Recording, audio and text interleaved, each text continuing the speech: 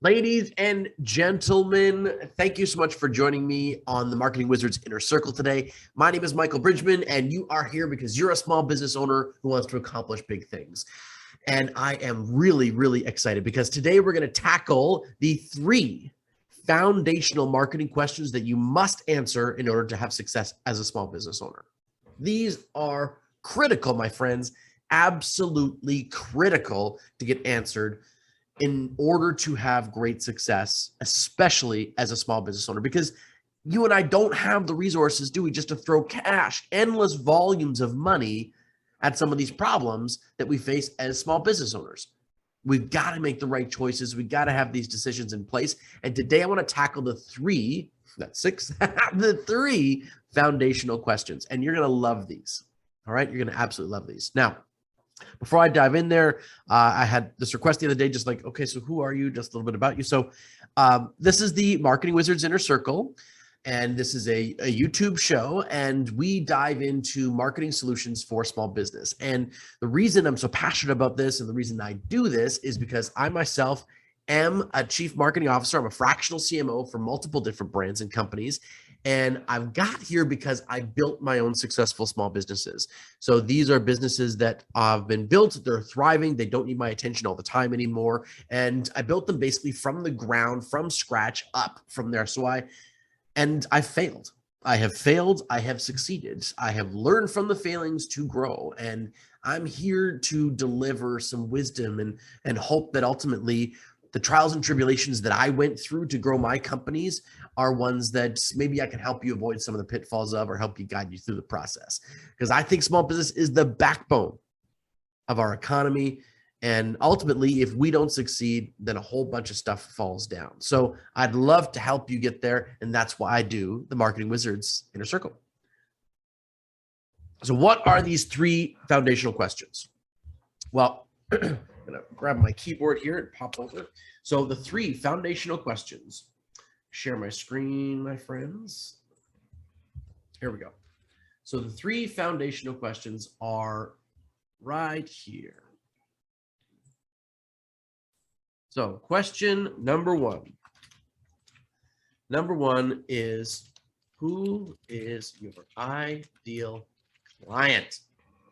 So those who have worked with me, those who have been through a presentation with me before, know that I am a massive stickler, my friends, a huge supporter and proponent of going, identify your ideal client, figure out who this avatar of a client is that you love to serve, that you're really good at serving, and identify them so that your marketing can flow directly to that person.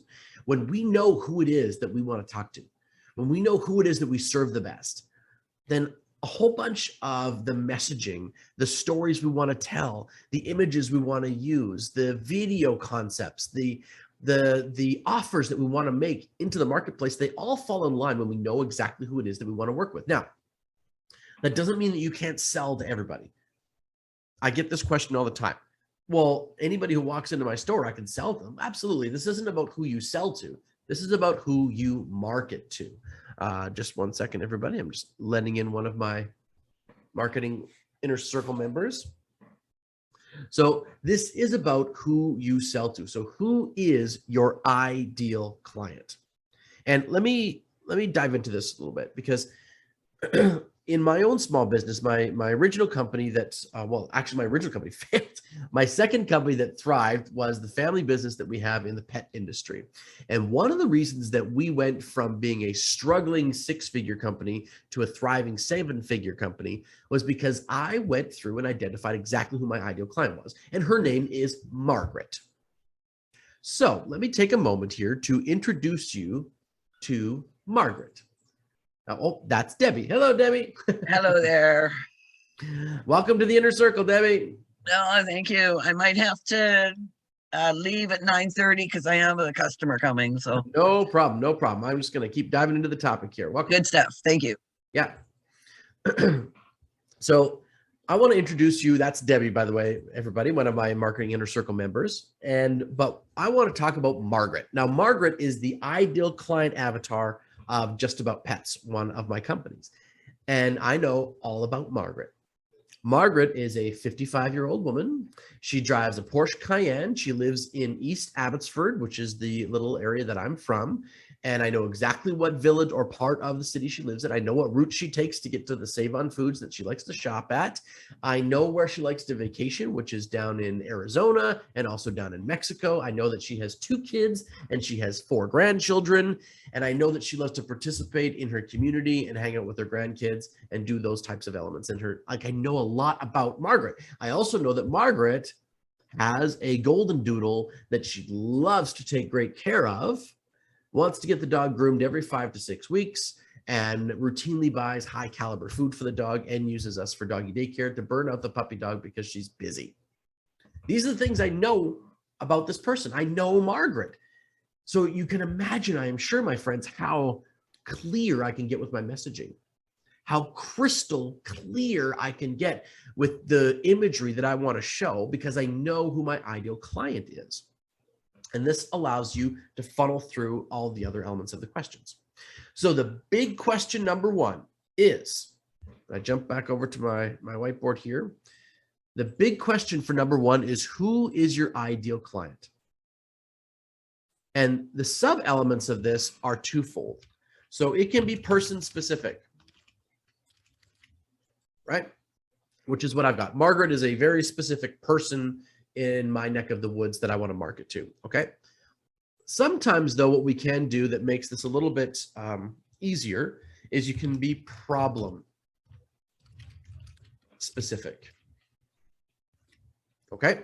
So when you're figuring out who your ideal client is, you can be both person specific, so demographics, psychographics, age, geographical region, all that stuff. Like, you can really narrow it down.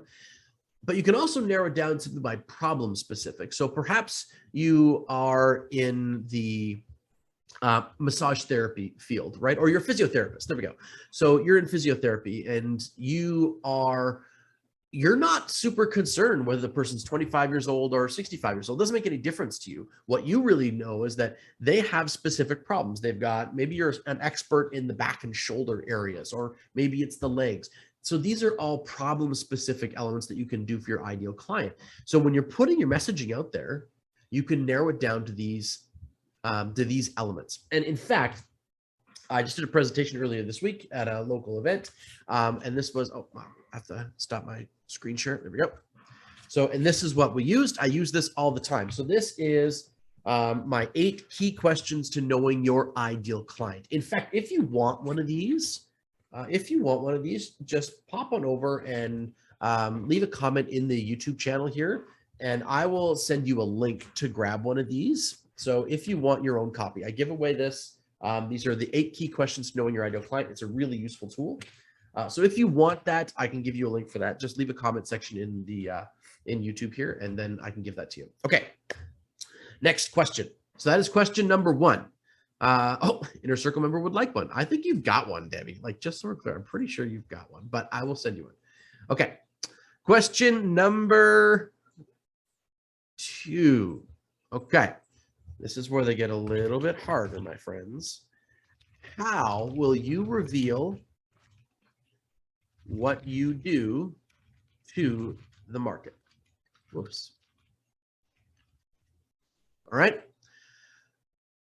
Put a slightly different way, how are you going to detail your offer, what it is that you do into the marketplace in a unique way? So when we look at how will you reveal what you do to the market, this is about what methods you want to use to get your messaging out there, and ultimately what makes your messaging unique versus other people that do the same thing. So one of my good friends, he has a coaching company, and he was for quite some time essentially doing his initial offer into the marketplace by having a big event, making it free, and having hundreds and hundreds of people at the event. And then from that big event, sort of nurturing over a course of a few days, and then making sales, and the buyers would percolate out of that big event. Okay. Oh, sorry. So that was his method of attracting people. And what he found, all right, was that over time, the events were getting bigger all the time, but the buyers weren't necessarily going up. And what he realized is that he was filling these rooms with lots of people, but he wasn't actually getting his core message to the right audience that were willing to buy what he offered. And he was muddying the water with just pure spectators. Okay. And many people would take multiple events. They would go to the event multiple times. And it's great because there's lots of people there and there's lots of energy, but ultimately he wasn't making more sales. So what he did was he poured into identifying his ideal client and discovered that, if I start to shift what my value exchange is, if I start to shift what I'm offering at the front end a little bit here and make this event a paid for event, he was actually attracting more buyers for his program from the paid event than he was from the free event. Less people in the room, but more people raising their hands saying, I'm willing to buy what it is you offered, because he did a much better job of identifying that whole structure for himself and how he was going to reveal that to the marketplace, like how he wanted to reveal that offer. So this is where we get into your messaging and knowing who your client wants, who your ideal client is, so that your messaging can become nice and clear. So how do you want to reveal this to the marketplace? And really, I ask 3 fundamental questions here when I'm working with my marketing clients. So how are you going to stand out amongst all the noise? Okay, what are you going to do? What is going to be the core part of your branding that makes you stand out? What is it that people are going to walk away? And when they tell other people about your company or about you, this is what they're going to say. This is what makes you unique. In the marketplace, in the pet world that I'm in, trust. Trust is our big differentiating factor in our marketplace. That's how we stand out. And we do that by making our people more educated. We do that by having a business that's been here for 30 years. We do that by having all sorts of elements that make trust the predominant factor in our messaging. And that's how we stand out amongst all of the other, home-based groomers, little other like big box pet stores. You can come here to our local store because you can trust us. That's our big message. So you got to ask yourself, how are you going to stand out amongst all the noise? Okay. The other third little question is, what is your value exchange? So what is it that you're proposing? And a lot of people say, oh, well, you know what? I'm in tire sales, so I sell tires. Yeah, but what your value exchange is actually more along the lines of peace of mind and safety, right? So identifying what your value exchange is to the marketplace so your messaging can stand out and be more powerful. This is how you're going to reveal what you do to the market and what you do to the market in a unique way, right? So what is your value exchange? One of my inner circle members, Debbie, is on this in this meeting right now. She's in the antiques business. Her value exchange is that she's an expert at finding those really rare, those really hard to find items. That's one of her expertise. That's a way she exchanges value, is that she's really good at that, so she can deliver that to you. The other value exchange she has is that she knows the story. She loves the story, the backstory of everything that she features. So one of the value exchanges working with Debbie is that you get to know the history of this table and chair set, the history of this cool phone, or the history of this beautiful lamp or set of china. You get to know the history. That's a part of her value exchange. So you have to ask yourself, what is your value exchange? All right. And the third element of this is, where will you find your ideal client? Okay.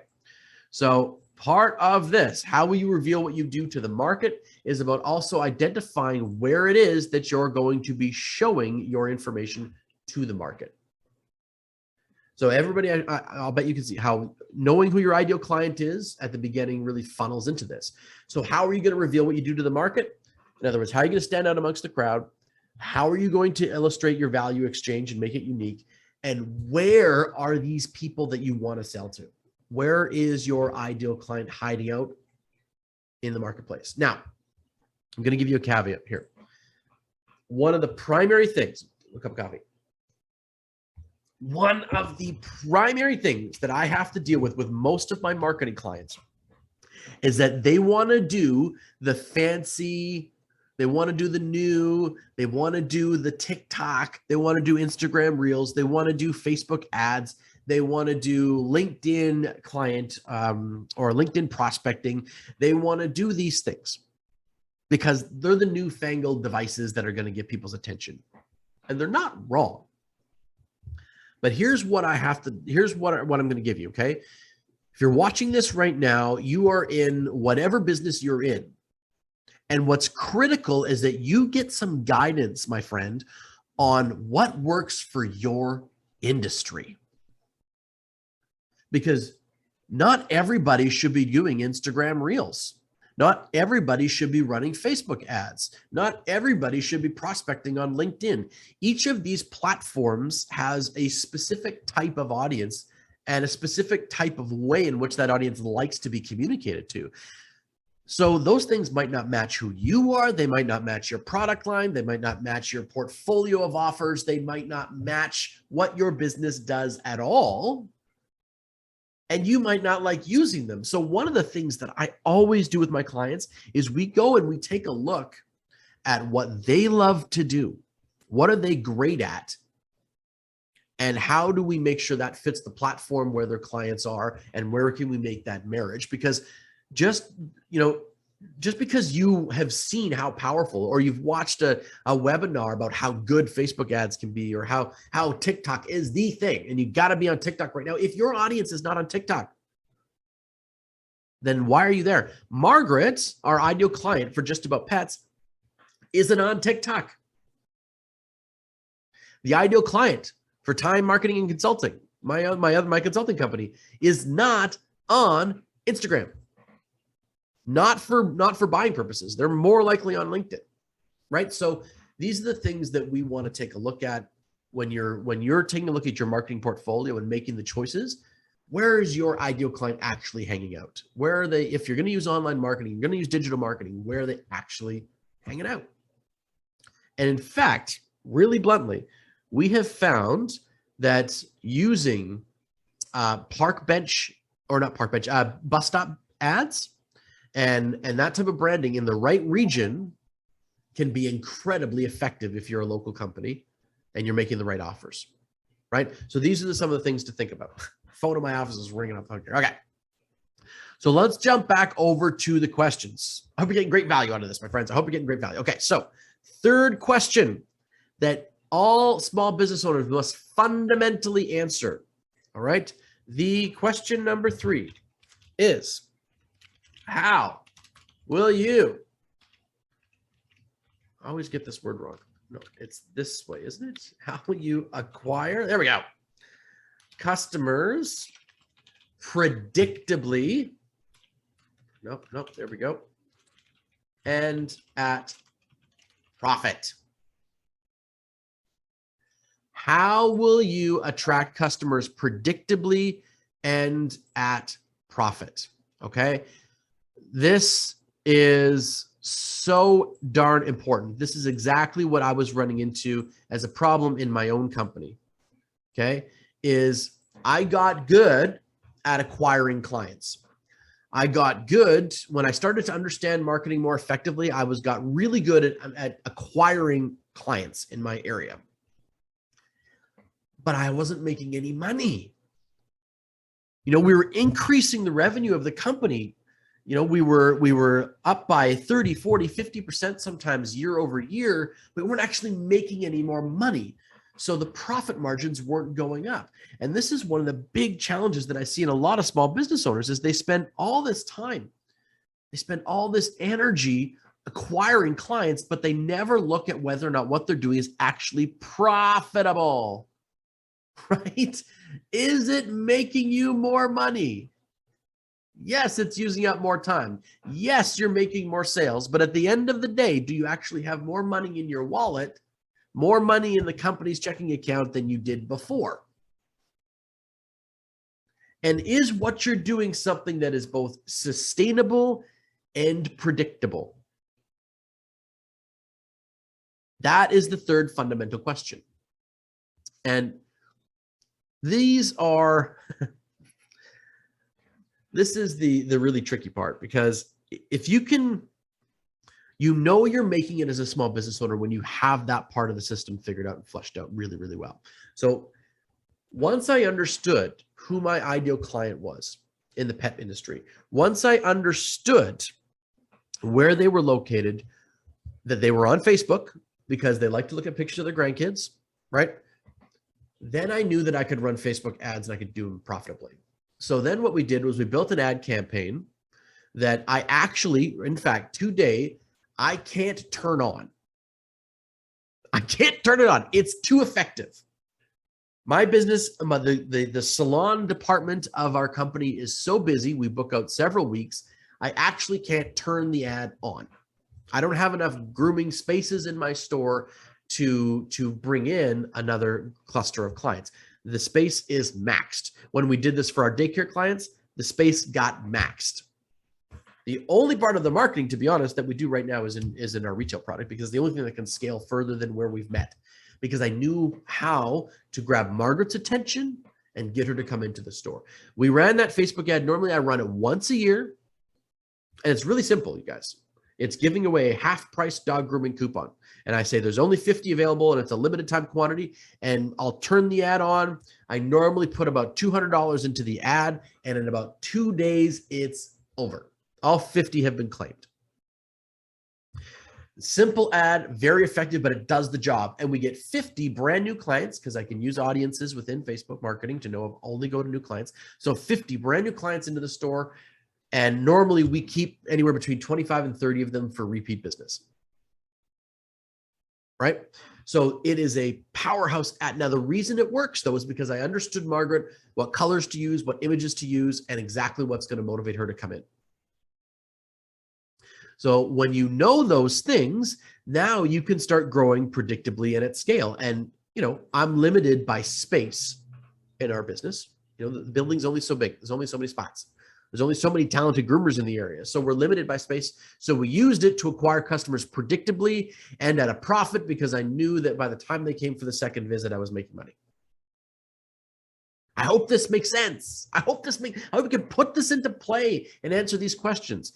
But to answer question number 3 here really effectively, I'm going to give you some follow-up questions. Now, these are the questions I walk my clients through and we brainstorm together on. So first is, where do your leads come from? Right? This is one of those right now. Where are your leads coming from? Where are they showing up? How are you acquiring them? Right? In other words, is it predictable? Like, are you doing something right now that's predictable? Second question is, helping with predictability and profit is, do you have a sales system? Do you have a sales system? When we put this into play for a local plumbing company, they were able to increase their revenue by 55% over the course of a year when they implemented just a sales system. So they started using our BAMO software, which is a CRM and sales software, and they implemented a number of steps and some structure into the way they followed up, the way they connected, the way they generated their leads, the way they nurtured those leads, and the way they made their sales, and they saw a 55% increase in revenue. Now, I don't know what the profit difference was off the top of my head, but I know they were making way more money. So isn't that phenomenal? 1 year later, 55% increase, because they put in a sales system and a structure into how they were guiding their client from initial introduction all the way through to sale to deliverables, right? Did they have a sales system? And asking the question, are you actually scaling at profit? So now, these are the primary questions that we walk our clients through. These are the 3 fundamental questions, okay? And these are some of the follow-up elements that we brainstorm about. So you've got the information now. I'm giving away my secrets here on what we do when I sit down with a client internally, right? So in question number 3 is, are you actually scaling at profit? In other words, when you're putting money or resources, time or money, into your marketing, are you actually getting more revenue and doing it at a predictable level of profit or an increasing level of profit? When when I first started diving into my own pet company many years ago, you guys, I'm using it as a reference point right now a lot, just because it's so visceral for me, because I was looking at some numbers recently, and I could see that our client acquisition cost was $185 about it was probably 6 years ago now. $185. $185 in resources I was expending, be that time and actual dollars, to acquire a client. Brutal. Because if the client spends $50, chances are it's costing me 25 at least, or 20, $22, $25 to honor that purchase. Let's say it's about a 50% margin. So at $185, how many times do they have to come in and spend $50? A heck of a lot, right? That is, they have to come in 8 more times, 8 times in total for it to be profitable. It's brutal. So what happened was I was able to get my client acquisition cost over the course of a couple of years, trial and error, working at it, understanding who my ideal client was so I could tweak my messaging. We got that client acquisition cost down below $40. Last year, our client acquisition cost was $37.28. $37.28 for 2021. No, 2020. Yeah, our 2020 to 2021 fiscal year. They have all our finished numbers. Now, all they have to do is come back one more time, and I've already made profit. And the third, fourth, fifth time, now I'm scaling at profit. Okay, I hope that makes sense to you guys. I hope that that's clear. You're going to see people online going, hey, you can make profit right away just with your right upselling sequences and everything. And in some industries that works, my friends. In some industries that can work. And in some people, they can make that scale. But here's the thing. If you're a local small business owner, you don't necessarily want to be selling a little mini course and then an upsell to here and then an upsell. Like, that's not for everybody. But everybody does need to market, and they need to understand when they're profitable in their marketing sequence of events and when they're not profitable yet, and what they can do to start tweaking those metrics. And these 3 fundamental questions are the ones that must be answered. I hope you can see that now.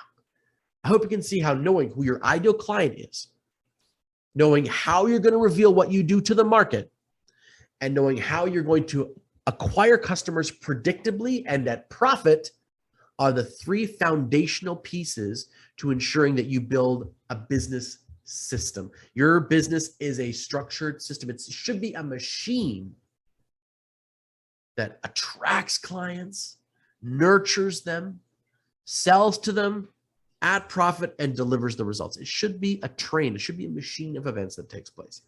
And when you can answer these 3 fundamental questions, then that is exactly what you have, my friends. So those are them. Those are the 3 fundamental questions that you need to have answered in order to succeed in your small business. Now, I hope you got great value out of this today. I hope it was awesome. If you did, please give it a like, give it a comment in the YouTube section, subscribe to the channel, right? We're busy growing our channel. This is only episode number 3, so please subscribe to the channel. I would love to have you become one of our subscribers. That would be great. Marketing Circle Inner members, I hope you get great value out of this one today. It's been a pleasure. Debbie, thank you for being on here as one of my Marketing Circle members. And if you would like the 8 key questions, okay, if you want me to send you a copy of this, just simply put 8 key questions in the comment section, or send me one, that type of thing, in the YouTube comment section. I look at them all the time. So send me, give me a comment there, and I will send you a link so you can pick up the 8 key questions to knowing your ideal client, one of our internal documents that we use to power up what we do. So thanks so much for watching, my friends. Hope you got great value out of today. And remember, have fun, be more, and love lots. Ciao for now.